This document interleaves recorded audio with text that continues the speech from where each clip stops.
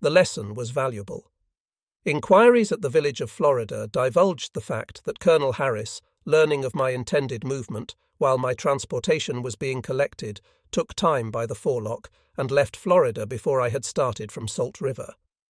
He had increased the distance between us by 40 miles. The next day I started back to my old camp at Salt River Bridge. The citizens living on the line of our march had returned to their houses after we passed, and finding everything in good order, nothing carried away, they were at their front doors ready to greet us now. They had evidently been led to believe that the national troops carried death and devastation with them wherever they went. In a short time after our return to Salt River Bridge, I was ordered with my regiment to the town of Mexico. General Pope was then commanding the district embracing all of the state of Missouri between the Mississippi and Missouri rivers, with his headquarters in the village of Mexico. I was assigned to the command of a sub-district embracing the troops in the immediate neighborhood, some 3 regiments of infantry and a section of artillery. There was 1 regiment encamped by the side of mine. I assumed command of the whole, and the first night sent the commander of the other regiment the parole and countersign. Not wishing to be outdone in courtesy, he immediately sent me the countersign for his regiment for the night. When he was informed that the countersign sent to him was for use with his regiment as well as mine, it was difficult to make him understand that this was not an unwarranted interference of one colonel over another. No doubt he attributed it for the time to the presumption of a graduate of West Point over a volunteer pure and simple. But the question was soon settled, and we had no further trouble.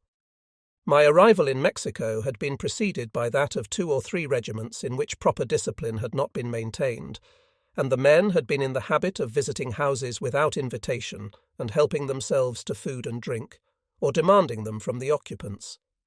They carried their muskets while out of camp, and made every man they found take the oath of allegiance to the government. I at once published orders prohibiting the soldiers from going into private houses unless invited by the inhabitants, and from appropriating private property to their own or to government uses. The people were no longer molested or made afraid. I received the most marked courtesy from the citizens of Mexico as long as I remained there. Up to this time, my regiment had not been carried in the school of the soldier beyond the company drill, except that it had received some training on the march from Springfield to the Illinois River. There was now a good opportunity of exercising it in the battalion drill. While I was at West Point, the tactics used in the army had been Scots and the musket the flintlock. I had never looked at a copy of tactics from the time of my graduation. My standing in that branch of studies had been near the foot of the class. In the Mexican War in the summer of 1846, I had been appointed regimental quartermaster and commissary, and had not been at a battalion drill since. The arms had been changed since then, and Hardy's tactics had been adopted. I got a copy of tactics and studied 1 lesson, intending to confine the exercise of the first day to the commands I had thus learned. By pursuing this course from day to day, I thought I would soon get through the volume. We were encamped just outside of town on the common, among scattering suburban houses with enclosed gardens, and when I got my regiment in line and rode to the front, I soon saw that if I attempted to follow the lesson I had studied, I would have to clear away some of the houses and garden fences to make room. I perceived at once, however, that Hardy's tactics, a mere translation from the French with Hardy's name attached, was nothing more than common sense and the progress of the age applied to Scott's system. The commands were abbreviated and the movement expedited. Under the old tactics, almost every change in the order of march was preceded by a halt, then came the change, and then the forward march. With the new tactics, all these changes could be made while in motion. I found no trouble in giving commands that would take my regiment where I wanted it to go and carry it around all obstacles. I do not believe that the officers of the regiment ever discovered that I had never studied the tactics that I used. I had not been in Mexico many weeks when, reading a St. Louis paper, I found the president had asked the Illinois delegation in Congress to recommend some citizens of the state for the position of brigadier general, and that they had unanimously recommended me as first on a list of 7. I was very much surprised because, as I have said, my acquaintance with the congressman was very limited, and I did not know of anything I had done to inspire such confidence. The papers of the next day announced that my name, with 3 others, had been sent to the Senate, and a few days after our confirmation was announced. When appointed Brigadier General, I at once thought it proper that one of my aides should come from the regiment I had been commanding, and so selected Lieutenant C.B. Lagow. While living in St. Louis, I had had a desk in the law office of McClellan, Moody and Hillier. Difference in views between the members of the firm on the questions of the day and general hard times in the border cities had broken up this firm. Hillier was quite a young man, then in his 20s, and very brilliant.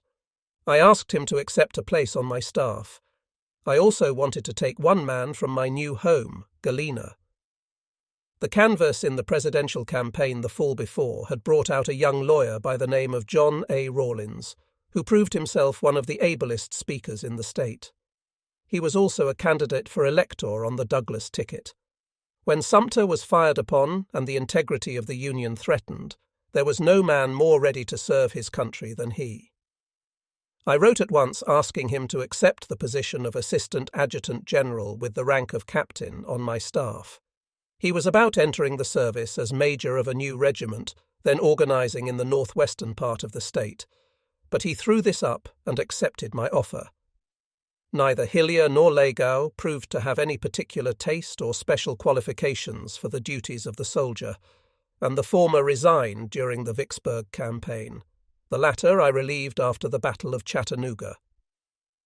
Rawlins remained with me as long as he lived, and rose to the rank of Brigadier General and Chief of Staff to the General of the Army, an office created for him, before the war closed.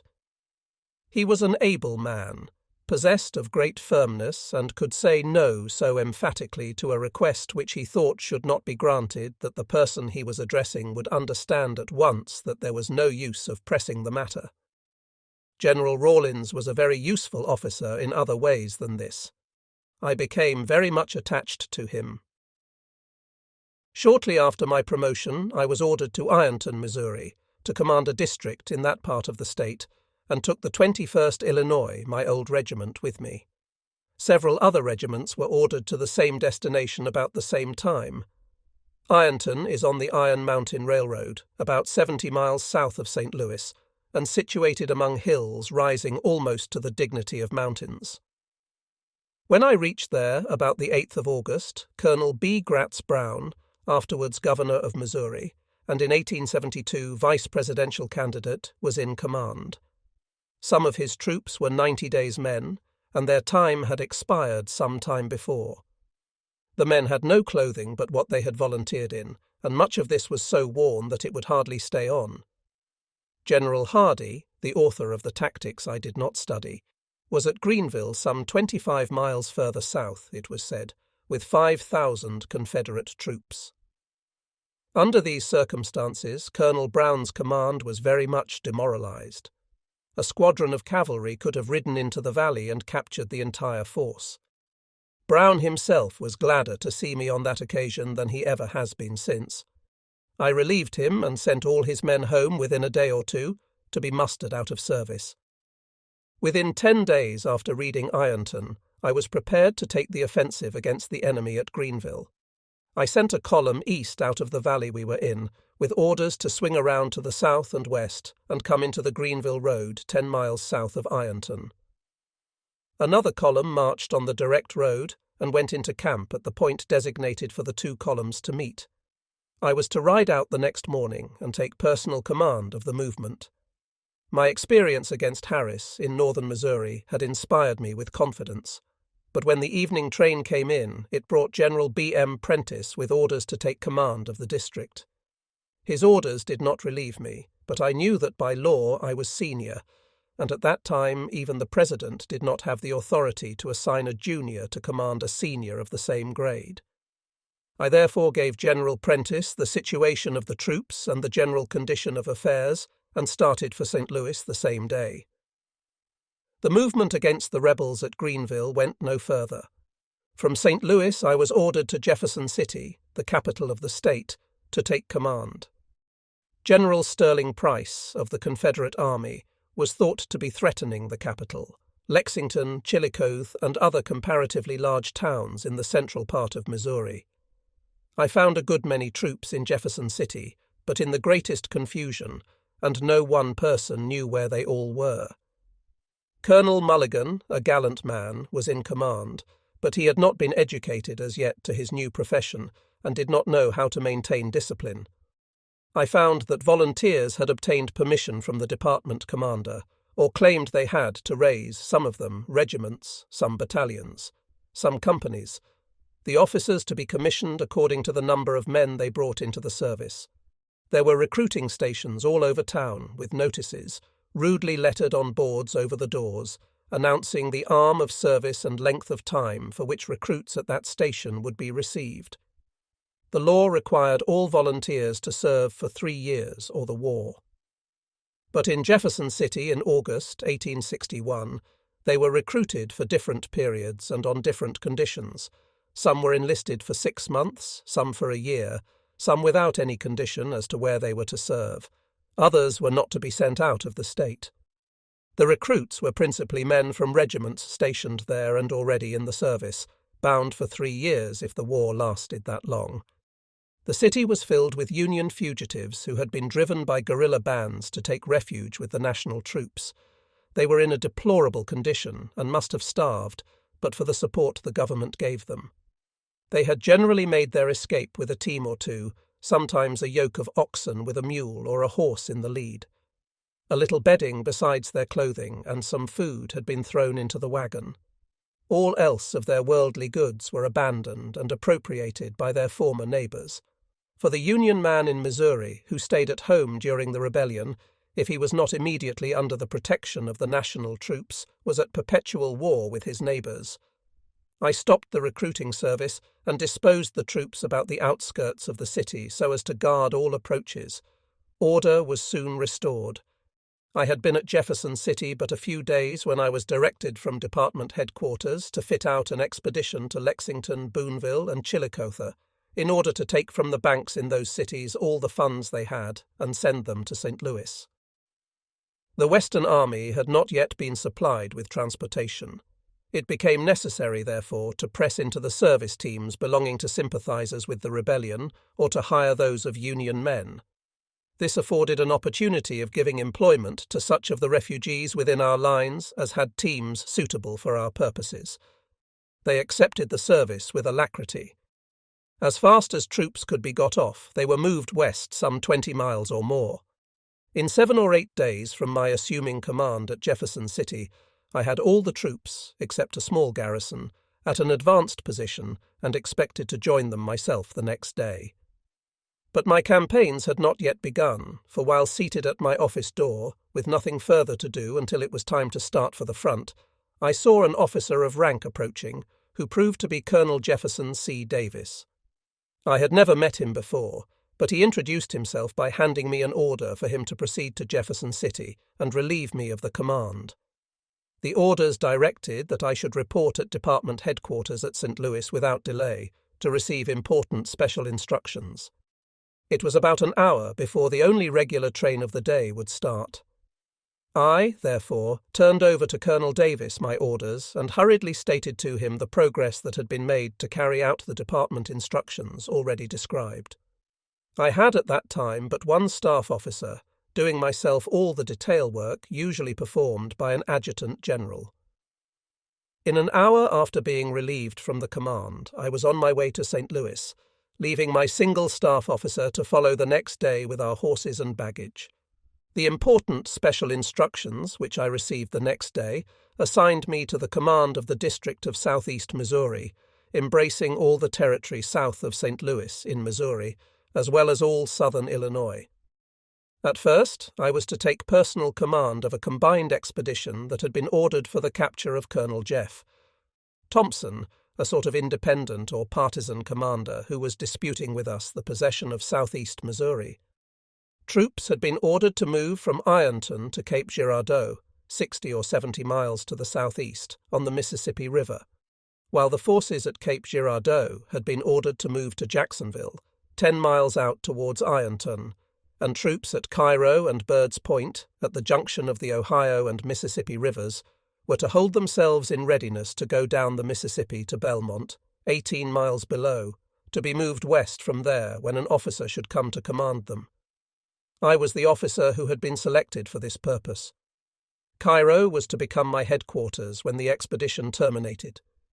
In pursuance of my orders, I established my temporary headquarters at Cape Girardeau and sent instructions to the commanding officer at Jackson to inform me of the approach of General Prentiss from Ironton. Hired wagons were kept moving night and day to take additional rations to Jackson to supply the troops when they started from there. Neither General Prentiss nor Colonel Marsh, who commanded at Jackson, knew their destination. I drew up all the instructions for the contemplated move and kept them in my pocket until I should hear of the junction of our troops at Jackson. 2 or 3 days after my arrival at Cape Girardeau, word came that General Prentiss was approaching that place, Jackson.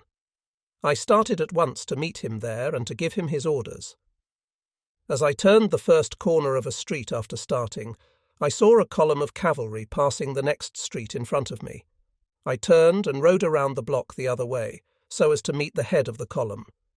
I found there General Prentiss himself, with a large escort. He had halted his troops at Jackson for the night, and had come on himself to Cape Girardeau, leaving orders for his command to follow him in the morning. I gave the general his orders, which stopped him at Jackson, but he was very much aggrieved at being placed under another brigadier general, particularly as he believed himself to be the senior. He had been a brigadier in command at Cairo, while I was mustering officer at Springfield without any rank. But we were nominated at the same time for the United States service, and both our commissions bore date May 17, 1861. By virtue of my former army rank, I was, by law, the senior. General Prentiss failed to get orders to his troops to remain at Jackson, and the next morning early they were reported as approaching Cape Girardeau. I then ordered the general very peremptorily to countermarch his command and take it back to Jackson. He obeyed the order, but bade his command adieu when he got them to Jackson, and went to St. Louis and reported himself.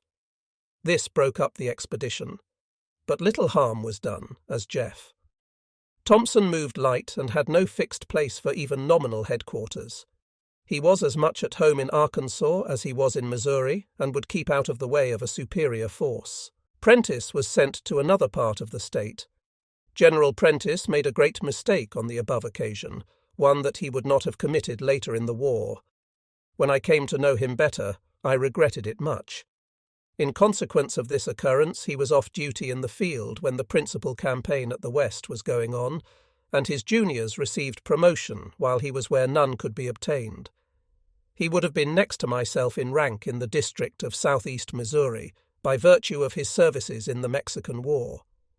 He was a brave and very earnest soldier. No man in the service was more sincere in his devotion to the cause for which we were battling. None more ready to make sacrifices or risk life in it. On the 4th of September, I removed my headquarters to Cairo and found Colonel Richard Oglesby in command of the post. We had never met, at least not to my knowledge.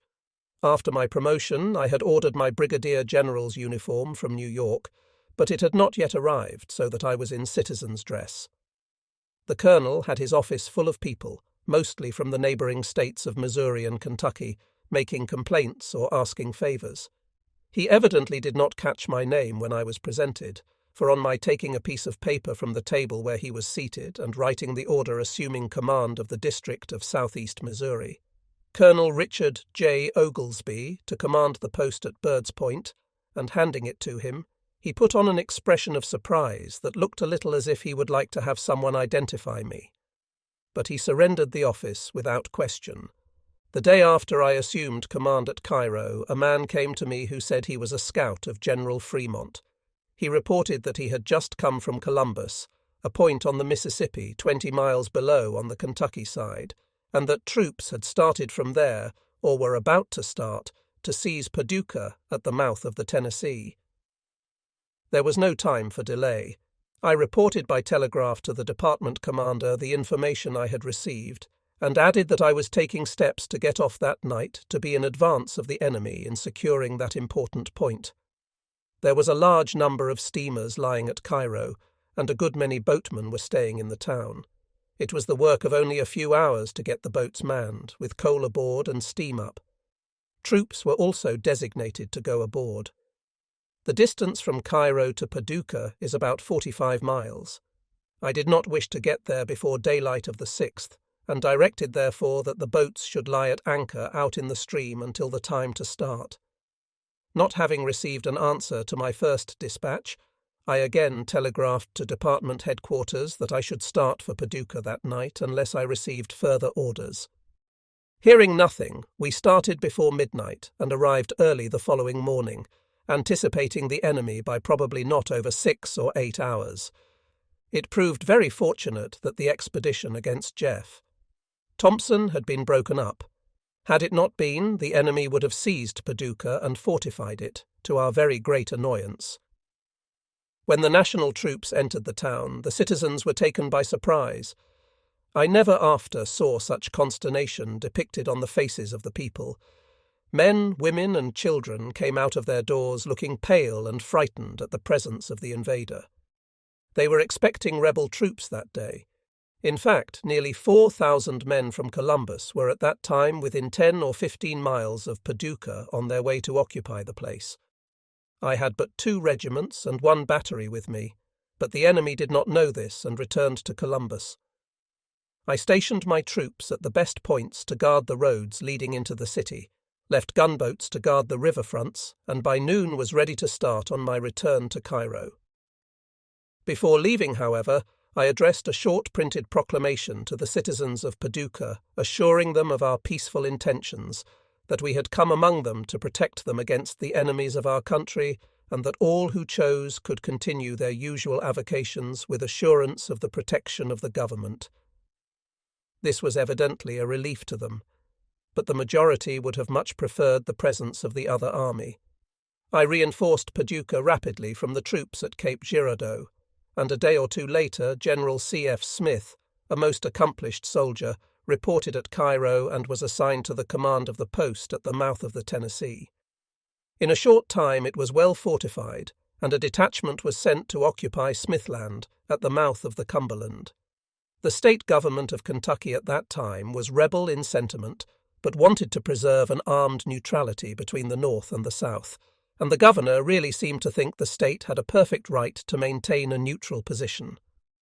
The rebels already occupied 2 towns in the state, Columbus and Hickman, on the Mississippi, and at the very moment the national troops were entering Paducah from the Ohio front, General Lloyd Tilghman, a Confederate, with his staff and a small detachment of men, were getting out in the other direction, while, as I have already said, nearly 4,000 Confederate troops were on Kentucky soil on their way to take possession of the town. But in the estimation of the governor and of those who thought with him, this did not justify the national authorities in invading the soil of Kentucky. I informed the legislature of the state of what I was doing, and my action was approved by the majority of that body. On my return to Cairo, I found authority from department headquarters for me to take Paducah, if I felt strong enough, but very soon after I was reprimanded from the same quarters for my correspondence with the legislature and warned against a repetition of the offence. Soon after I took command at Cairo, General Fremont entered into arrangements for the exchange of the prisoners captured at Camp Jackson in the month of May.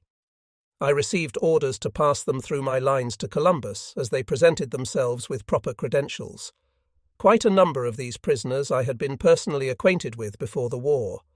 Such of them as I had so known were received at my headquarters as old acquaintances, and ordinary routine business was not disturbed by their presence. On one occasion, when several were present in my office, my intention to visit Cape Girardeau the next day, to inspect the troops at that point, was mentioned. Something transpired which postponed my trip, but a steamer employed by the government was passing a point some 20 or more miles above Cairo the next day when a section of rebel artillery with proper escort brought her to. A major, one of those who had been at my headquarters the day before, came at once aboard, and after some search made a direct demand for my delivery. It was hard to persuade him that I was not there. This officer was Major Barrett of St. Louis. I had been acquainted with his family before the war. From the occupation of Paducah up to the early part of November, nothing important occurred with the troops under my command. I was reinforced from time to time, and the men were drilled and disciplined preparatory for the service which was sure to come. By the 1st of November I had not fewer than 20,000 men, most of them under good drill and ready to meet any equal body of men who, like themselves, had not yet been in an engagement. They were growing impatient at lying idle so long, almost in hearing of the guns of the enemy they had volunteered to fight against. I asked on one or two occasions to be allowed to move against Columbus. It could have been taken soon after the occupation of Paducah, but before November it was so strongly fortified that it would have required a large force and a long siege to capture it. In the latter part of October, General Fremont took the field in person and moved from Jefferson City against General Sterling Price, who was then in the state of Missouri with a considerable command. About the 1st of November I was directed from department headquarters to make a demonstration on both sides of the Mississippi River with the view of detaining the rebels at Columbus within their lines. Before my troops could be got off, I was notified from the same quarter that there were some 3,000 of the enemy on the St. Francis River about 50 miles west or southwest from Cairo, and was ordered to send another force against them. I dispatched Colonel Oglesby at once with troops sufficient to compete with the reported number of the enemy. On the 5th word came from the same source that the rebels were about to detach a large force from Columbus to be moved by boats down the Mississippi and up the White River in Arkansas, in order to reinforce Price, and I was directed to prevent this movement if possible.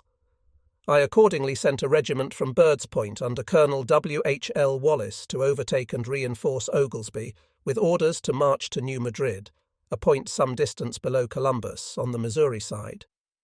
At the same time, I directed General C. F. Smith to move all the troops he could spare from Paducah directly against Columbus, halting them, however, a few miles from the town to await further orders from me.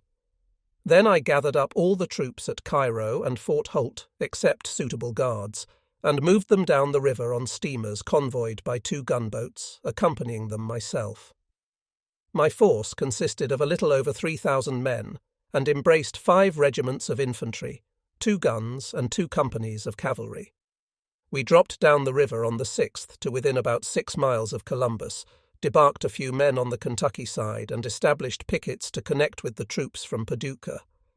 I had no orders which contemplated an attack by the national troops, nor did I intend anything of the kind when I started out from Cairo. But after we started, I saw that the officers and men were elated at the prospect of at last having the opportunity of doing what they had volunteered to do: fight the enemies of their country. I did not see how I could maintain discipline or retain the confidence of my command if we should return to Cairo without an effort to do something. Columbus, besides being strongly fortified, contained a garrison much more numerous than the force I had with me. It would not do, therefore, to attack that point. About 2 o'clock on the morning of the 7th, I learned that the enemy was crossing troops from Columbus to the west bank to be dispatched, presumably after Oglesby. I knew there was a small camp of Confederates at Belmont, immediately opposite Columbus, and I speedily resolved to push down the river, land on the Missouri side, capture Belmont, break up the camp, and return. Accordingly, the pickets above Columbus were drawn in at once, and about daylight the boats moved out from shore. In an hour we were debarking on the west bank of the Mississippi, just out of range of the batteries at Columbus. The ground on the west shore of the river, opposite Columbus, is low and in places marshy and cut up with sloughs. The soil is rich and the timber large and heavy. There were some small clearings between Belmont and the point where we landed, but most of the country was covered with the native forests. We landed in front of a cornfield.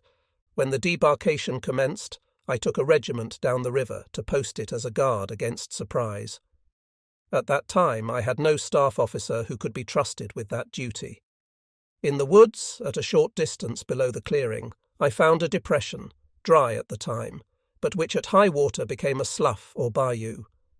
I placed the men in the hollow, gave them their instructions, and ordered them to remain there until they were properly relieved. These troops, with the gunboats, were to protect our transports.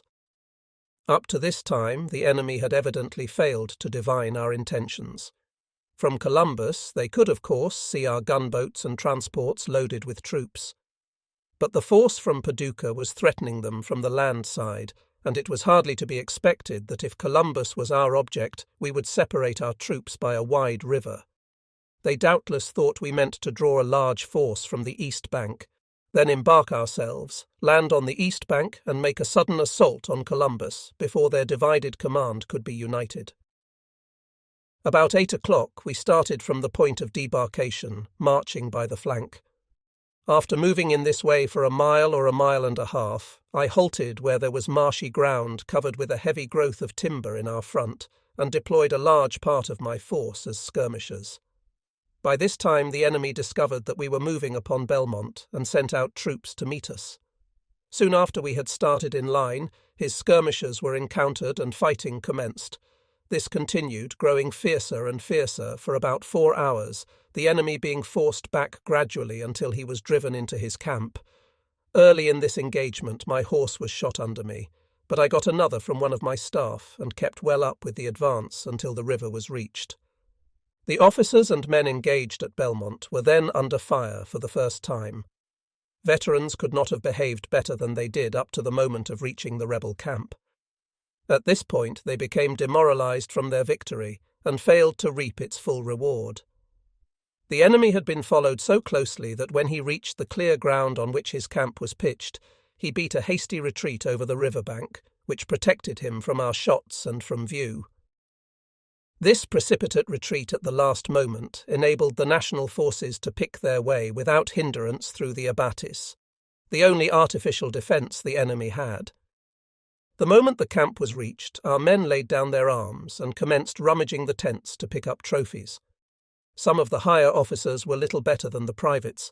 They galloped about from one cluster of men to another, and at every halt delivered a short eulogy upon the Union cause and the achievements of the command.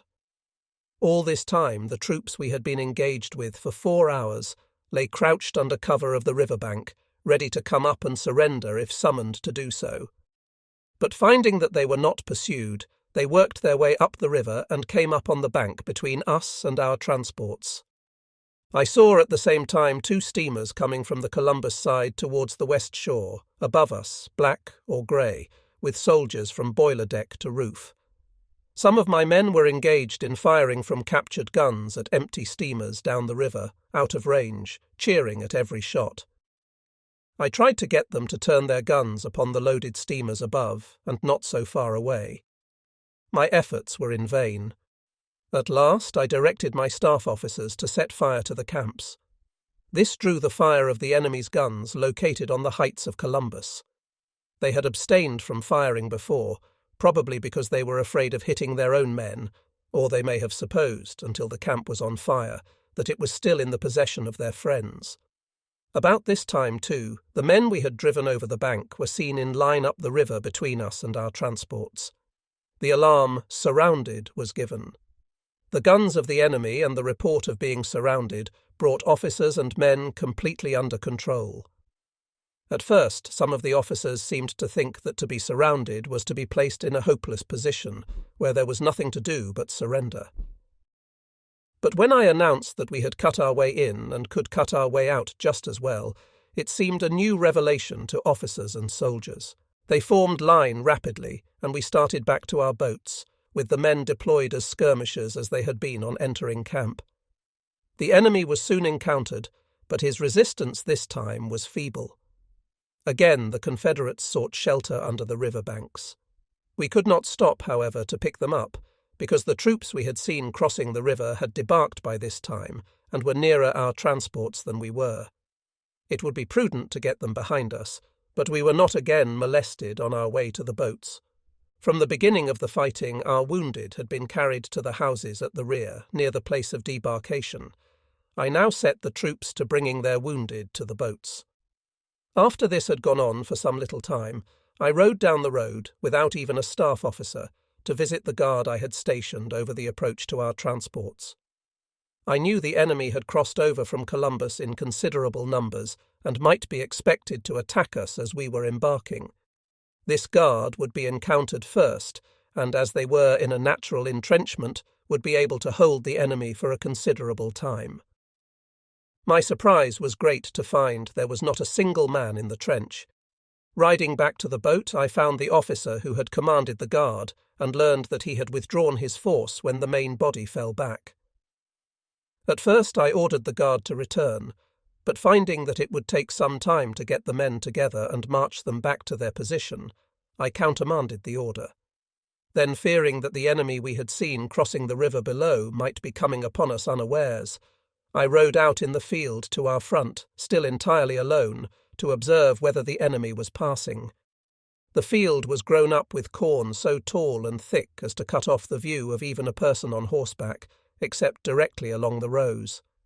Even in that direction, owing to the overhanging blades of corn, the view was not extensive.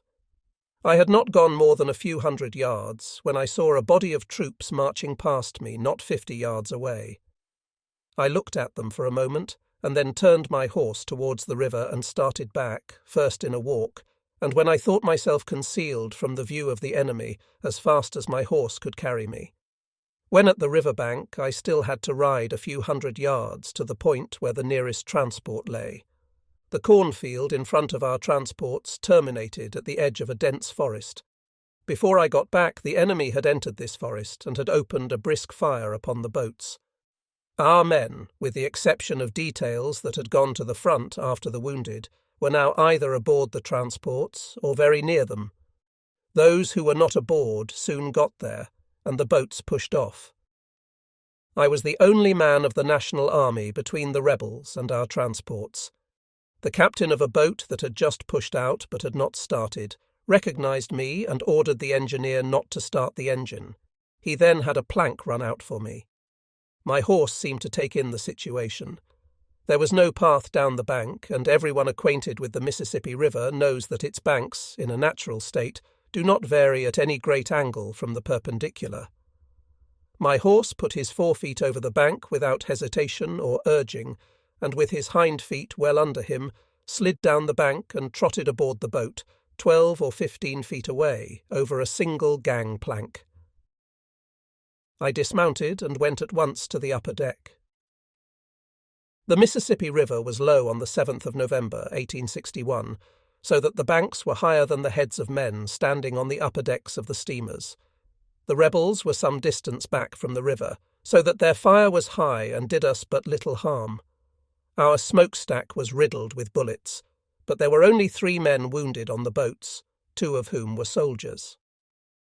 When I first went on deck, I entered the captain's room adjoining the pilot house and threw myself on a sofa. I did not keep that position a moment, but rose to go out on the deck to observe what was going on. I had scarcely left when a musket ball entered the room, struck the head of the sofa, passed through it, and lodged in the foot. When the enemy opened fire on the transports, our gunboats returned it with vigour. They were well out in the stream and some distance down, so that they had to give but very little elevation to their guns to clear the banks of the river. Their position very nearly enfiladed the line of the enemy while he was marching through the cornfield. The execution was very great, as we could see at the time and as I afterwards learned more positively. We were very soon out of range and went peacefully on our way to Cairo, every man feeling that Belmont was a great victory and that he had contributed his share to it. Our loss at Belmont was 485 in killed, wounded, and missing. About 125 of our wounded fell into the hands of the enemy. We returned with 175 prisoners and 2 guns and spiked 4 other pieces. The loss of the enemy, as officially reported, was 642 men, killed, wounded, and missing. We had engaged about 2,500 men, exclusive of the guard left with the transports. The enemy had about 7,000, but this includes the troops brought over from Columbus, who were not engaged in the first defence of Belmont. The 2 objects for which the Battle of Belmont was fought were fully accomplished. the enemy gave up all idea of detaching troops from Columbus.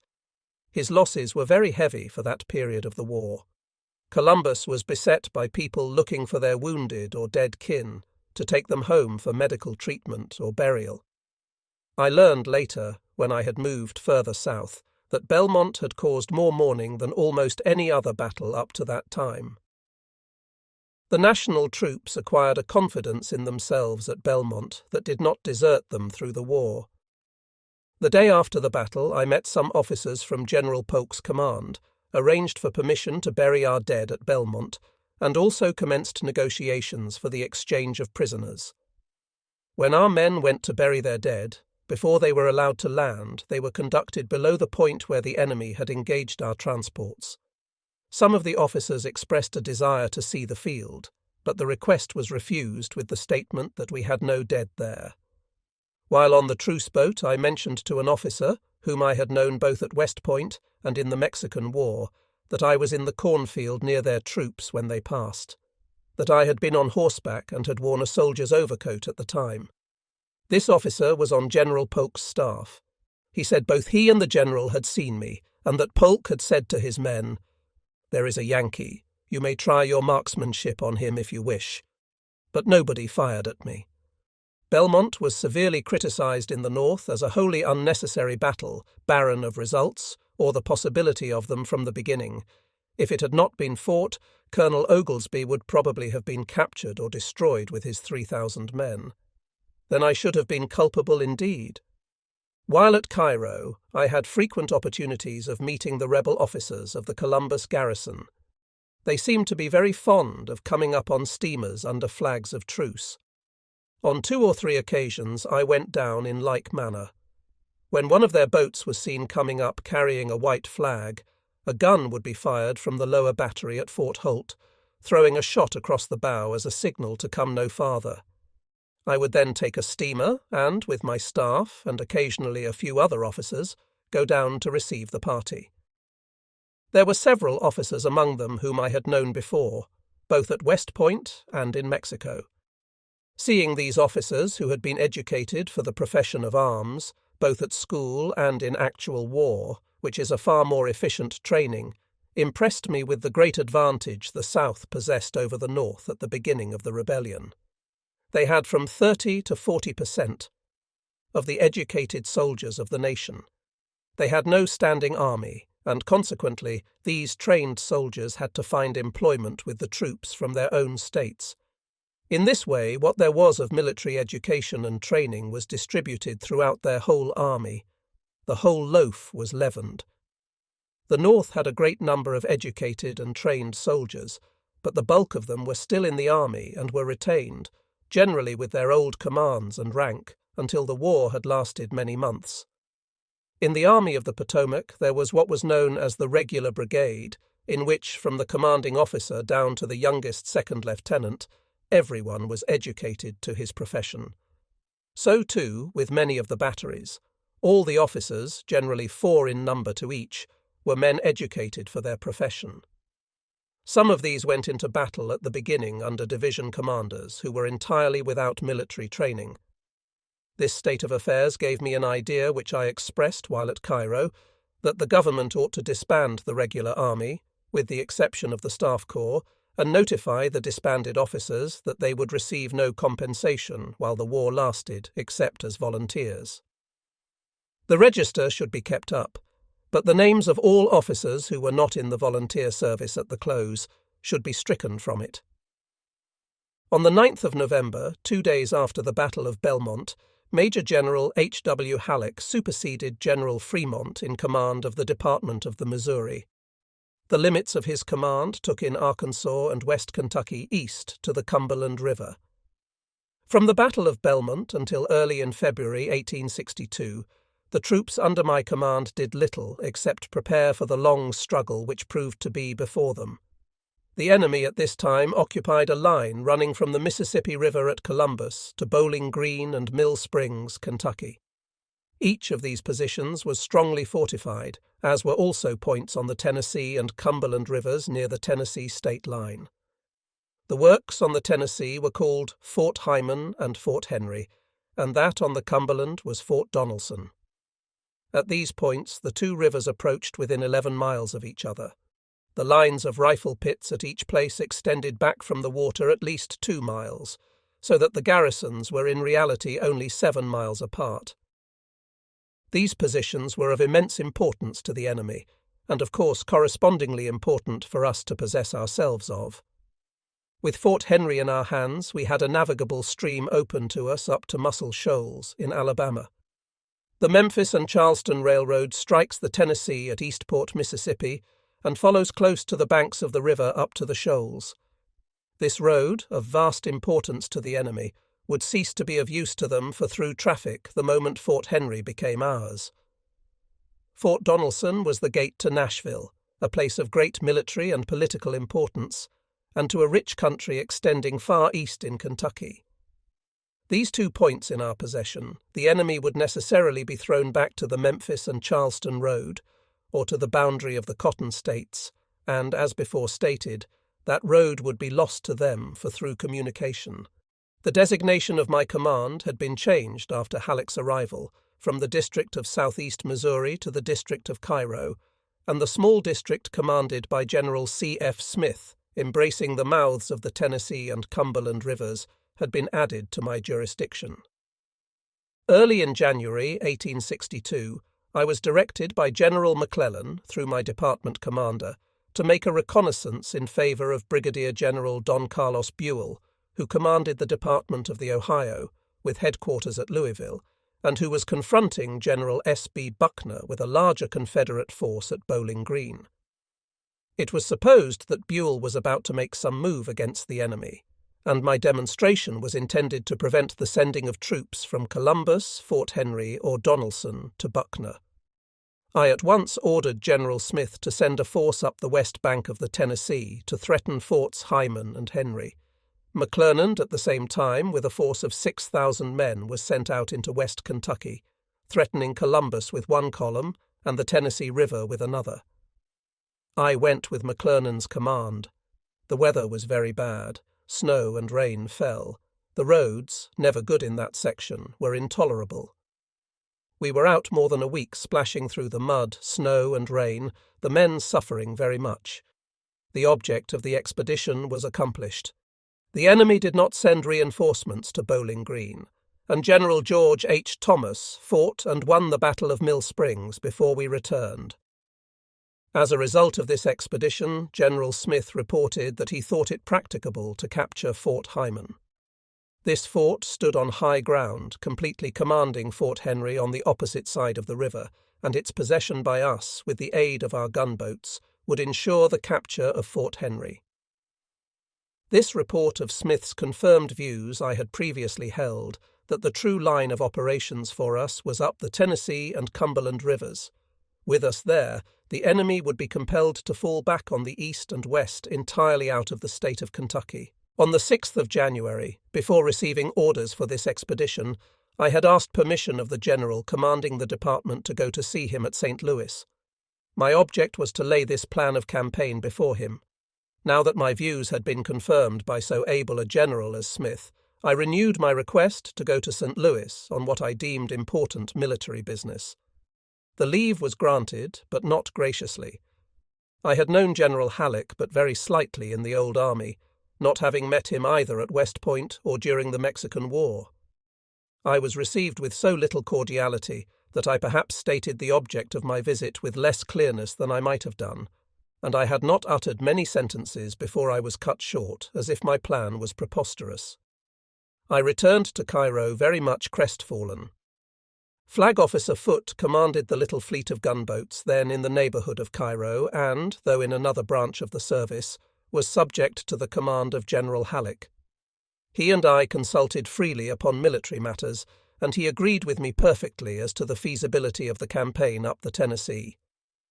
Notwithstanding the rebuff I had received from my immediate chief, I therefore, on the 28th of January, renewed the suggestion by telegraph that, if permitted, I could take and hold Fort Henry on the Tennessee. This time I was backed by Flag Officer Foote, who sent a similar dispatch. On the 29th, I wrote fully in support of the proposition. On the 1st of February, I received full instructions from Department Headquarters to move upon Fort Henry. On the 2nd, the expedition started. In February 1862, there were quite a good many steamers laid up at Cairo for want of employment, the Mississippi River being closed against navigation below that point. There were also many men in the town whose occupation had been following the river in various capacities, from captain down to deckhand. But there were not enough of either boats or men to move at one time the 17,000 men I proposed to take with me up the Tennessee. I loaded the boats with more than half the force, however, and sent General McClernand in command.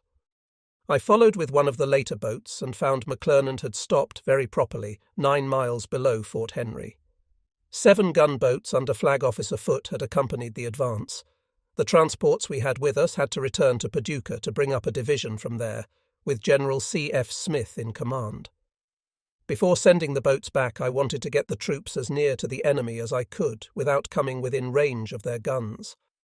There was a stream emptying into the Tennessee on the east side, apparently at about long-range distance below the fort. On account of the narrow watershed separating the Tennessee and Cumberland rivers at that point, the stream must be insignificant at ordinary stages, but when we were there in February, it was a torrent. It would facilitate the investment of Fort Henry materially if the troops could be landed south of that stream.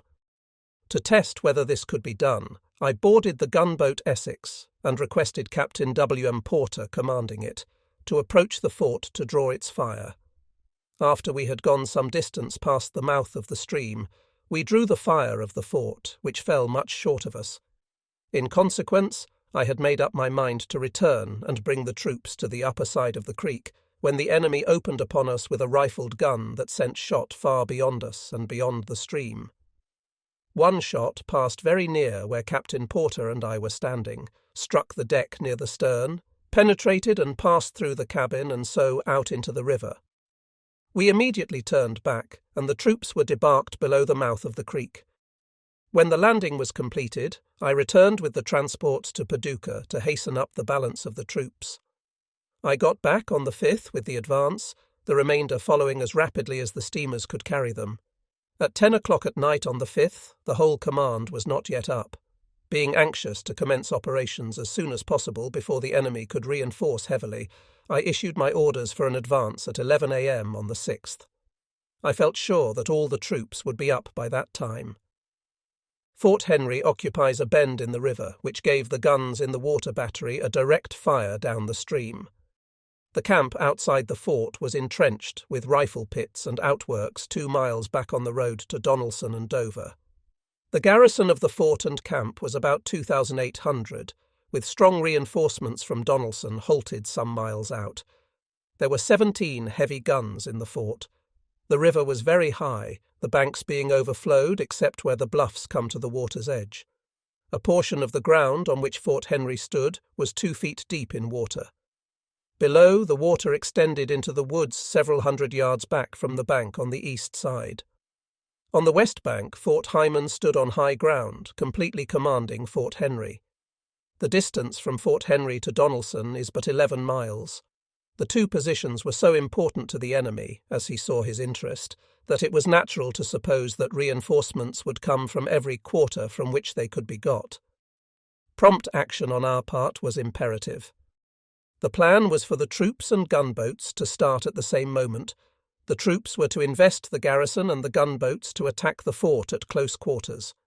General Smith was to land a brigade of his division on the west bank during the night of the 5th and get it in rear of Hyman. At the hour designated, the troops and gunboats started. General Smith found Fort Hyman had been evacuated before his men arrived. The gunboats soon engaged the water batteries at very close quarters, but the troops which were to invest Fort Henry were delayed for want of roads, as well as by the dense forest and the high water in what would in dry weather have been unimportant beds of streams. This delay made no difference in the result. On our first appearance, Tilghman had sent his entire command, with the exception of about 100 men left to man the guns in the fort, to the outworks on the road to Dover and Donelson, so as to have them out of range of the guns of our navy. And before any attack on the 6th, he had ordered them to retreat on Donelson. He stated in his subsequent report that the defence was intended solely to give his troops time to make their escape. Tilghman was captured with his staff and 90 men, as well as the armament of the fort, the ammunition and whatever stores were there. Our cavalry pursued the retreating column towards Donelson and picked up 2 guns and a few stragglers. But the enemy had so much the start that the pursuing force did not get in sight of any except the stragglers. All the gunboats engaged were hit many times. The damage, however, beyond what could be repaired by a small expenditure of money, was slight, except to the Essex. A shell penetrated the boiler of that vessel and exploded it, killing and wounding 48 men, 19 of whom were soldiers who had been detailed to act with the Navy. On several occasions during the war, such details were made when the complement of men with the Navy was insufficient for the duty before them. After the fall of Fort Henry, Captain Phelps, commanding the ironclad Carondelet, at my request ascended the Tennessee River and thoroughly destroyed the bridge of the Memphis and Ohio Railroad. I informed the department commander of our success at Fort Henry and that on the 8th I would take Fort Donelson. But the rain continued to fall so heavily that the roads became impassable for artillery and wagon trains. Then, too, it would not have been prudent to proceed without the gunboats. At least it would have been leaving behind a valuable part of our available force. On the 7th, the day after the fall of Fort Henry, I took my staff and the cavalry, a part of one regiment, and made a reconnaissance to within about a mile of the outer line of works at Donelson. I had known General Pillow in Mexico, and judged that with any force, no matter how small, I could march up to within gunshot of any entrenchments he was given to hold. I said this to the officers of my staff at the time. I knew that Floyd was in command, but he was no soldier, and I judged that he would yield to Pillow's pretensions. I met, as I expected, no opposition in making the reconnaissance, and besides learning the topography of the country on the way and around Fort Donelson, found that there were 2 roads available for marching, one leading to the village of Dover, the other to Donelson. Fort Donelson is 2 miles north, or down the river, from Dover. The fort, as it stood in 1861, embraced about 100 acres of land. On the east it fronted the Cumberland. To the north it faced Hickman's Creek, a small stream which at that time was deep and wide because of the backwater from the river. On the south was another small stream, or rather a ravine, opening into the Cumberland. This also was filled with backwater from the river. The fort stood on high ground, some of it as much as 100 feet above the Cumberland. Strong protection to the heavy guns in the water batteries had been obtained by cutting away places for them in the bluff. To the west there was a line of rifle pits some 2 miles back from the river at the farthest point. This line ran generally along the crest of high ground, but in one place crossed a ravine which opens into the river between the village and the fort. The ground inside and outside of this entrenched line was very broken and generally wooded. The trees outside of the rifle pits had been cut down for a considerable way out, and had been felled so that their tops lay outwards from the entrenchments. The limbs had been trimmed and pointed, and thus formed an abattis in front of the greater part of the line. Outside of this entrenched line, and extending about half the entire length of it, is a ravine running north and south and opening into Hickman Creek at a point north of the fort. The entire side of this ravine, next to the works, was one long abattis. General Halleck commenced his efforts in all quarters to get reinforcements to forward to me immediately on my departure from Cairo. General Hunter sent men freely from Kansas, and a large division under General Nelson from Buell's army was also dispatched. Orders went out from the War Department to consolidate fragments of companies that were being recruited in the western states so as to make full companies, and to consolidate companies into regiments. General Halleck did not approve or disapprove of my going to Fort Donelson. He said nothing whatever to me on the subject. He informed Buell on the 7th that I would march against Fort Donelson the next day, but on the 10th he directed me to fortify Fort Henry strongly, particularly to the land side, saying that he forwarded me entrenching tools for that purpose. I received this dispatch in front of Fort Donelson. I was very impatient to get to Fort Donelson because I knew the importance of the place to the enemy and supposed he would reinforce it rapidly. I felt that 15,000 men on the 8th would be more effective than 50,000 a month later. I asked Flag Officer Foote, therefore, to order his gunboats still about Cairo to proceed up the Cumberland River and not to wait for those gone to Eastport and Florence, but the others got back in time, and we started on the 12th. I had moved McClernand out a few miles the night before so as to leave the road as free as possible. Just as we were about to start, the first reinforcement reached me on transports. It was a brigade composed of 6 full regiments commanded by Colonel Thayer of Nebraska.